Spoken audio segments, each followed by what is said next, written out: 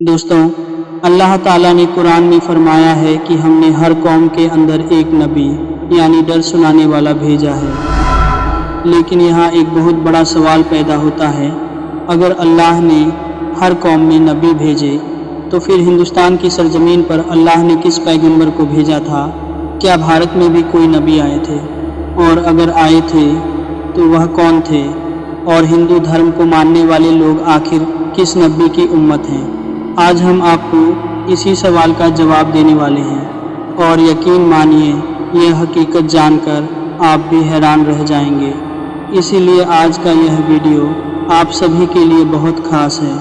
आप हिंदू हों या मुसलमान, इस वीडियो को आखिर तक ज़रूर देखिए। वीडियो को दिल से एक लाइक कर दीजिए और इसे शेयर भी कर दीजिए ताकि यह जानकारी और लोगों तक पहुंच सके। तो चलिए दोस्तों, शुरू करते हैं। दोस्तों, हदीसों से हमें मालूम होता है कि अल्लाह ताला ने दुनिया की हर कौम में हर उस जगह पर जहां इंसान रहते थे हज़ारों पैगंबर भेजे, लेकिन कुरान में सिर्फ 25 पैगंबरों का ही नाम लिया गया है। अब सवाल यह है कि बाकी पैगंबरों का जिक्र क्यों नहीं किया गया? इसकी वजह यह है कि अगर हर पैगंबर का नाम, उनकी ज़िंदगी और उनके हालात बयान कर दिए जाते तो फिर कुरान हिदायत की किताब कम और एक बड़ी तारीखी किताब ज़्यादा बन जाती। इसलिए अल्लाह ने सिर्फ उन्हीं पैगंबरों का जिक्र किया जिनकी कहानी इंसानों के लिए सबक बन सकती थी। दोस्तों, आज हिंदू धर्म को मानने वाले बहुत से लोग यह दावा करते हैं कि उनका धर्म दुनिया का सबसे पुराना धर्म है। हिंदू धर्म दुनिया का सबसे पुराना धर्म है। हाँ, वेदों में इसका प्रमाण है। हमारी परंपरा कभी टूटी नहीं।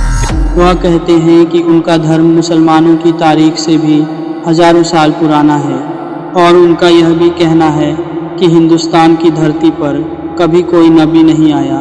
लेकिन यह बात पूरी तरह सही नहीं है, क्योंकि कुरान में अल्लाह ताला फरमाते हैं कि मैंने मोहम्मद सल्लल्लाहु अलैहि वसल्लम को तमाम जहानों के लिए रहमत बनाकर भेजा है। इसका मतलब यह है कि आपकी हिदायत पूरी दुनिया के लिए है, जिसमें हिंदुस्तान की धरती भी शामिल है। अब यहाँ सवाल उठता है, अगर हिंदुस्तान में कोई नबी नहीं आया तो फिर यहाँ इंसान कैसे आबाद हुए?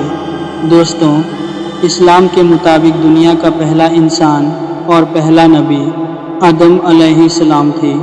कुछ इस्लामी रिवायतों के मुताबिक जब उन्हें जन्नत से ज़मीन पर उतारा गया तो वह श्रीलंका के इलाके में उतरे थे, जो हिंदुस्तान के बिल्कुल करीब है। यही वजह है कि बहुत से लोग मानते हैं कि इंसानों की शुरुआत इसी इलाके से हुई। दोस्तों, इतिहास में यह भी मिलता है कि संस्कृत भाषा में आदम जैसा शब्द मनु के रूप में मिलता है और हिंदू ग्रंथों में मनु को पहला इंसान बताया गया है।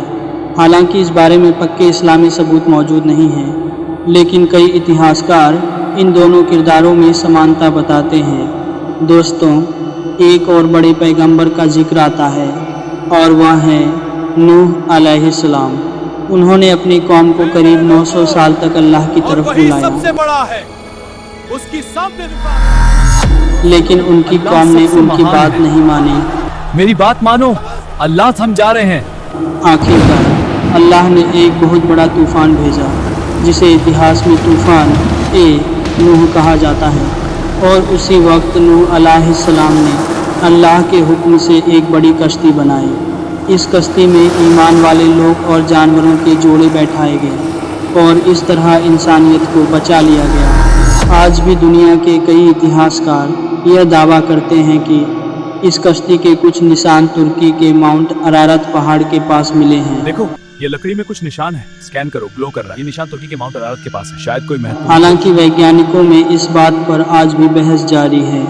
दोस्तों, इस्लाम हमें यह भी बताता है कि अल्लाह ने करीब 1,24,000 पैगंबर भेजे, लेकिन उनके नाम हमें मालूम नहीं है। इसलिए यह पूरी तरह मुमकिन है कि हिंदुस्तान की धरती पर भी कई पैगंबर आए हों, लेकिन उनके नाम इतिहास में सुरक्षित नहीं रहे।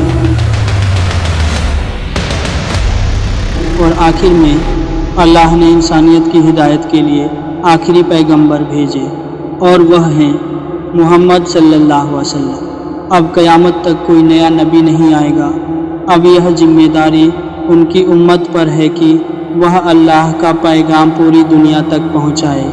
दोस्तों, अगर आपको यह जानकारी पसंद आई हो तो वीडियो को लाइक ज़रूर करें और कमेंट में ज़रूर लिखें सुभान अल्लाह। और अगर आप इस्लाम की ऐसी ही सच्ची और दिलचस्प कहानियाँ सुनना चाहते हैं तो स्मार्ट लकी को ज़रूर सब्सक्राइब कर लें। मिलते हैं अगली वीडियो में एक नई इस्लामिक सच्चाई के साथ। अल्लाह हाफिज़।